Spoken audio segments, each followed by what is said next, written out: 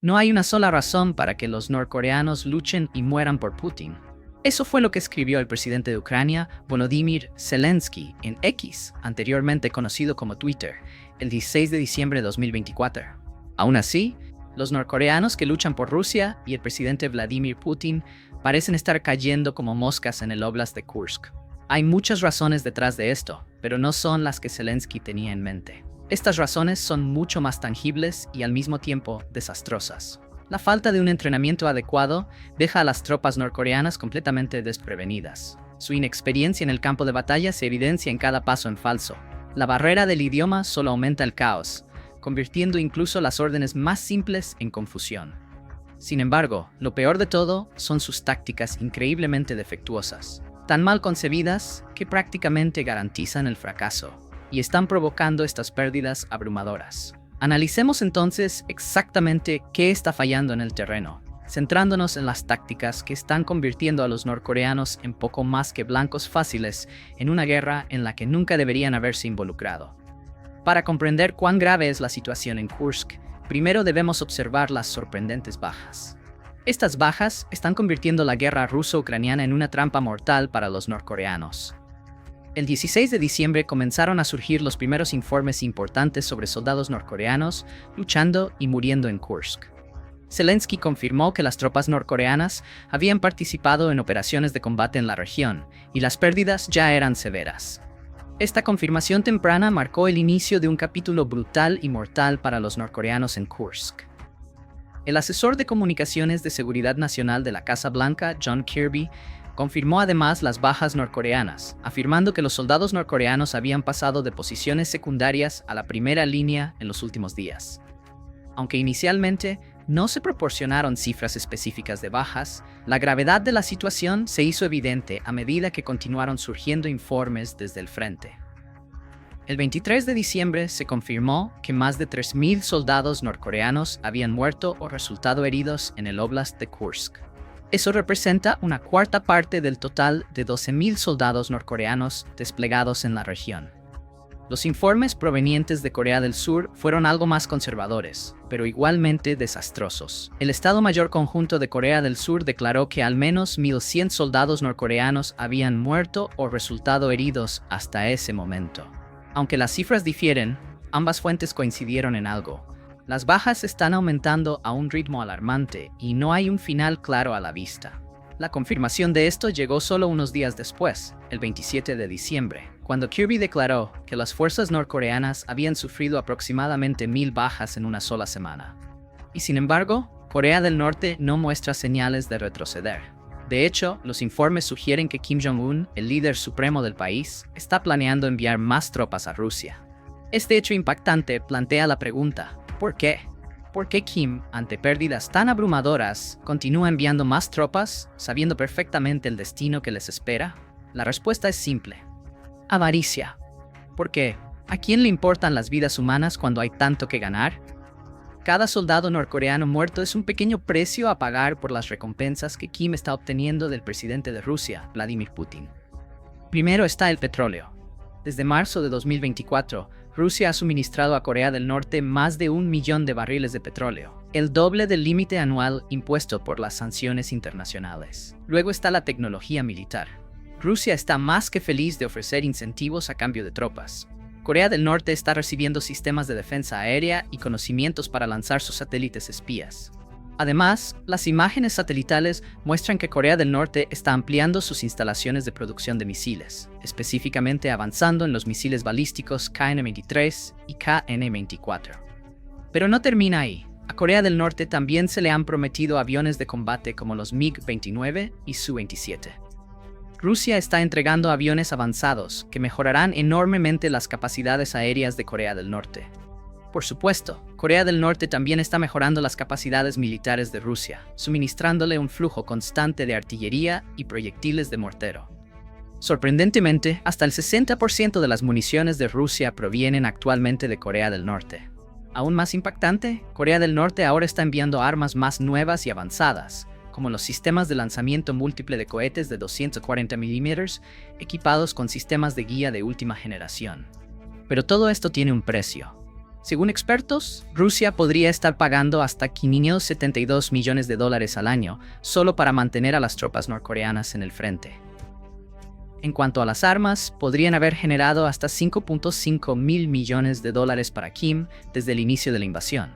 Esa es una suma bastante considerable para cualquier país y mucho más para un régimen tan necesitado de efectivo como Corea del Norte. Entonces, ¿qué importa si las tropas de Kim son masacradas en Kursk? Está obteniendo un trato que vale la pena: dinero, petróleo y armas que mantienen su régimen estable y fuerte. Para él es simplemente un negocio más. Por supuesto, si siquiera una fracción de los millones que Kim está acumulando se destinara a entrenar y equipar adecuadamente a sus tropas para las realidades de la guerra moderna, su destino en Rusia no sería tan desastroso.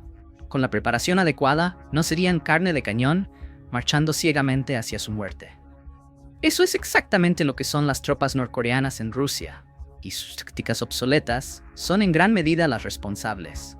La táctica que más ha costado a los norcoreanos y rusos es, sin duda, la llamada táctica de trituradora de carne. Esta táctica sirvió mal a las tropas norcoreanas en la guerra de Corea, y les está sirviendo aún peor ahora en Rusia.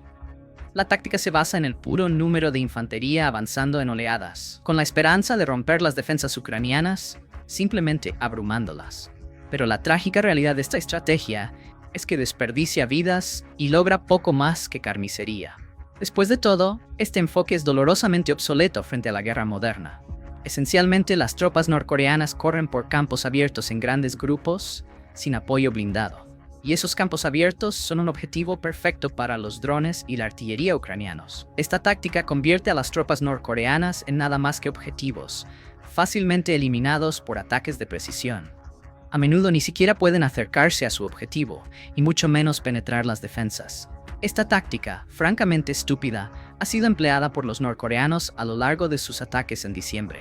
A mediados de diciembre, estas tropas participaron en un asalto cerca de Kruglenko, un pueblo en el Oblast de Kursk. Este asalto formaba parte de una ofensiva conjunta rusa para capturar posiciones clave en la región. El plan era asegurar los bosques que permitirían avanzar hacia Malaya Loknaya, un pueblo capturado por las fuerzas ucranianas como parte de su incursión en Kursk. Sin embargo, como la historia ha demostrado repetidamente, la táctica de trituradora de carne tuvo consecuencias desastrosas.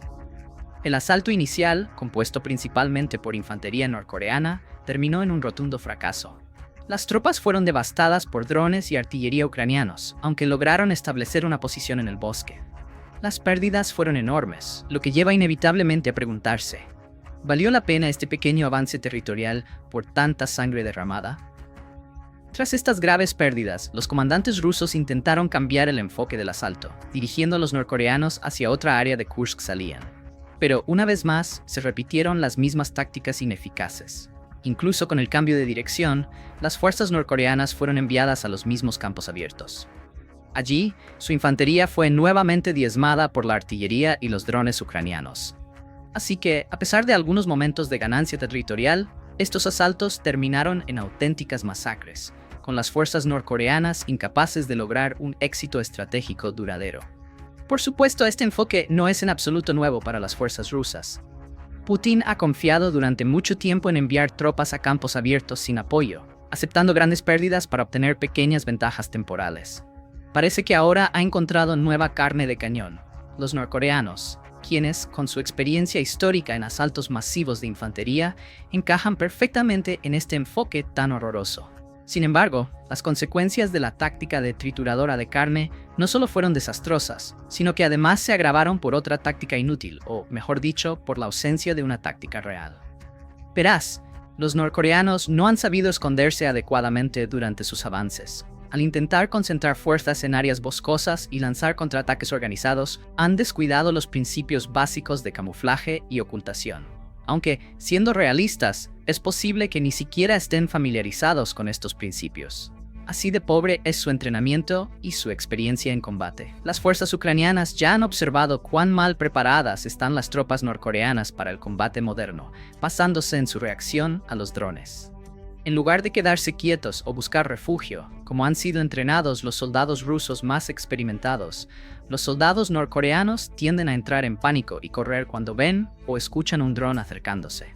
Esta reacción los expone directamente a más ataques, convirtiéndolos en blancos fáciles para los ataques de precisión.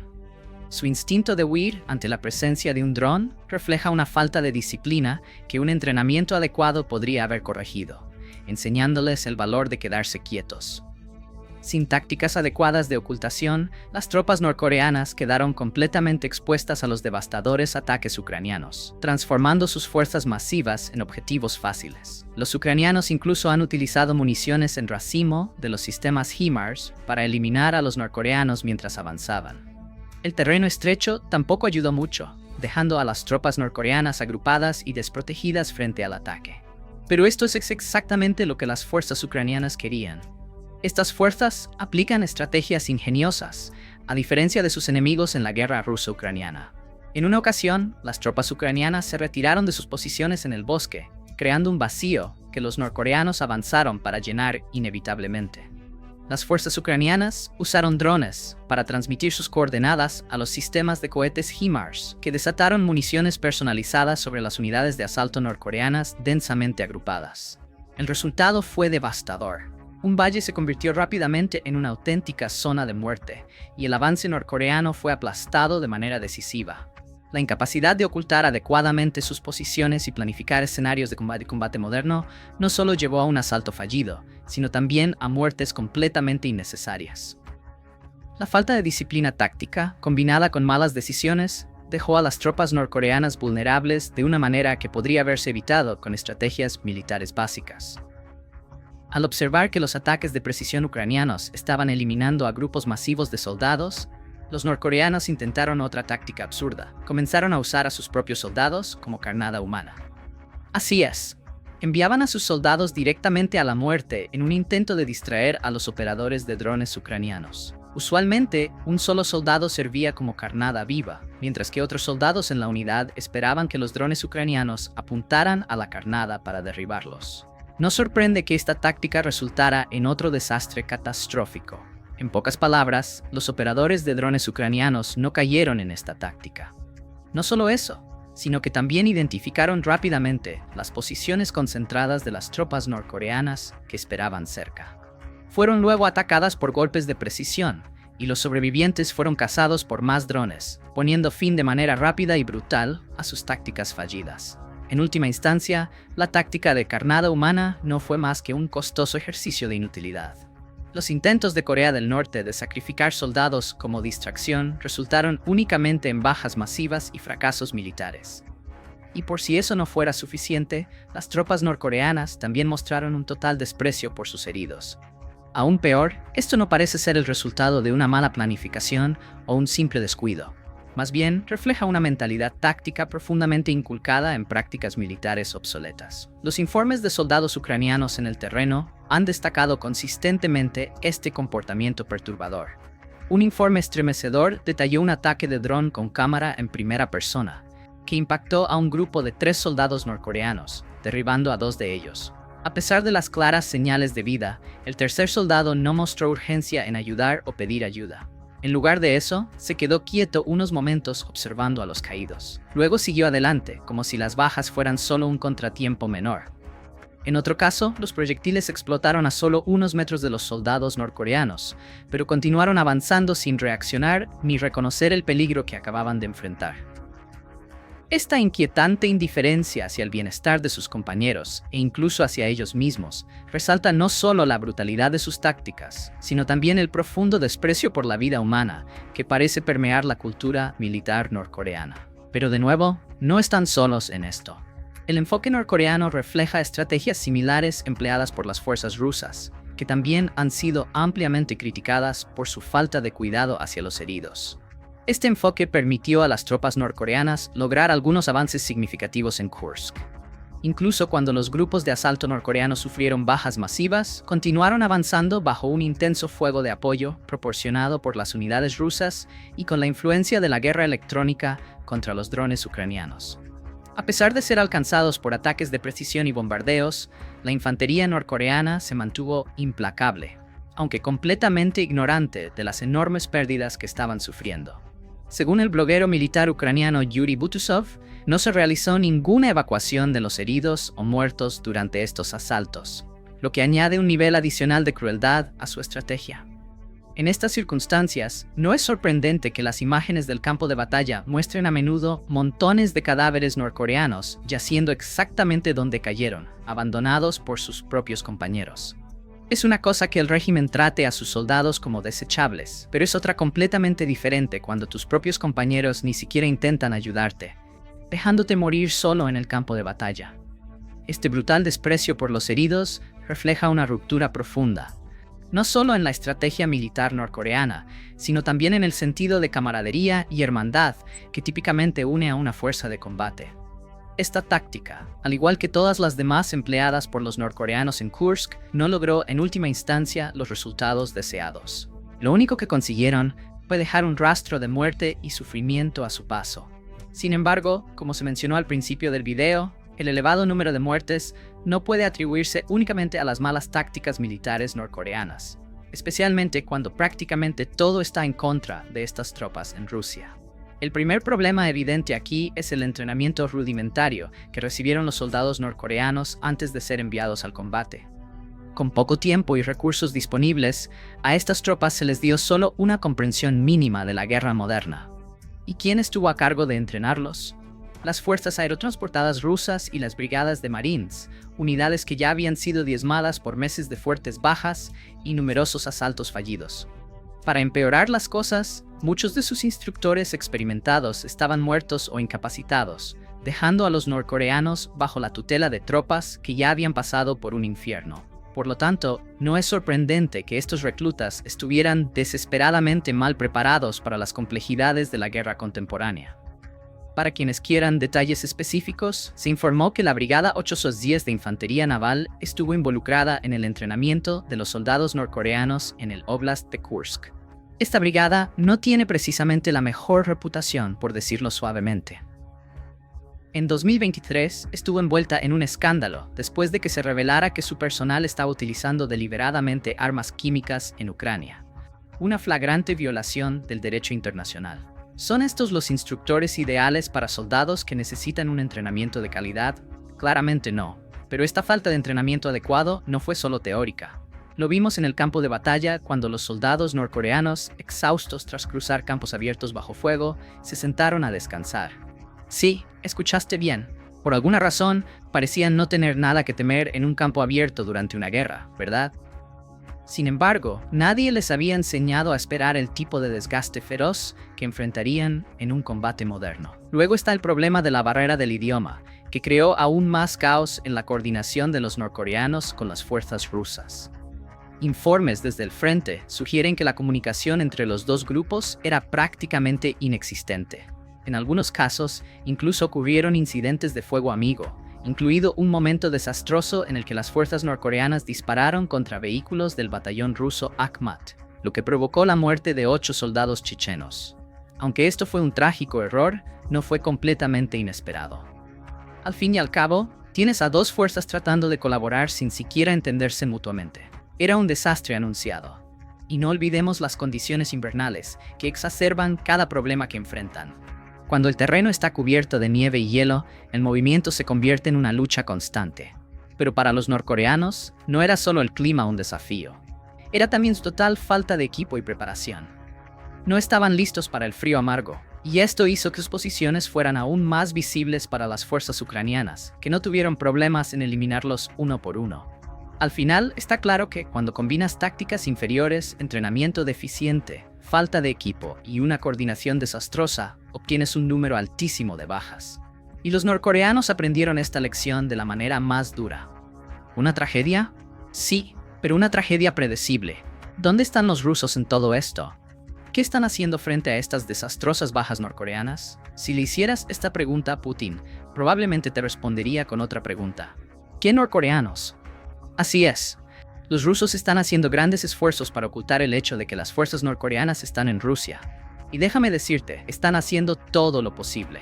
Zelensky incluso reveló que las fuerzas rusas han estado quemando los rostros de los soldados norcoreanos caídos para ocultar sus identidades. Es una operación de encubrimiento, con la daga clavada en la espalda de los norcoreanos. El Kremlin también se asegura de que no se vean rostros norcoreanos durante el entrenamiento en suelo ruso. Y cuando esto falla, Supuestamente intentan destruir las grabaciones de video que muestran a soldados norcoreanos en acción. ¿No puedes ocultar a las tropas? Oculta las pruebas, ¿verdad? Además, incluso Putin parece profundamente avergonzado por toda esta situación.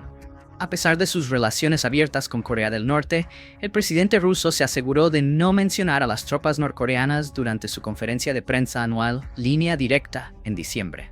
Esta conferencia de prensa duró 4 horas y media. La pregunta sigue siendo, ¿está Putin avergonzado por usar tropas extranjeras en general o son específicamente los incompetentes norcoreanos los que le causan incomodidad? Siéntete libre de compartir tu respuesta a esta pregunta en la sección de comentarios a continuación. Y mientras haces eso, piensa en esto. ¿Son las absurdas tácticas empleadas por las tropas norcoreanas, adoctrinadas por su régimen, la verdadera causa de sus catastróficas pérdidas? ¿Y cuánto tiempo más puede continuar esta locura? Esperamos leer tu análisis sobre esta situación.